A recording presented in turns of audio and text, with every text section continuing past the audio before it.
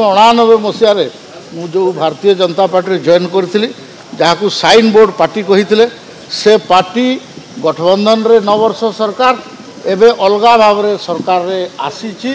Bharatiya Janata party ST मोर्चा तरफ निर्वाचित ST सांसद एवं विधायक मान को स्वागत संबर्धना कराऊँगी।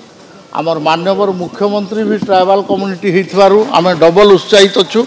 आउ धन्यवाद देउछु केंद्र नेतृत्व को जे आमको एठी काम करिवार सुजोग दैछंती।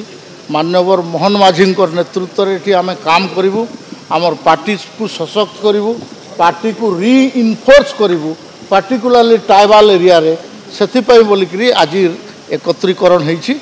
आउ एथिरे बहुत संख्या रे इम्पोर्टेंट ट्राइबल लीडर माने आछंती।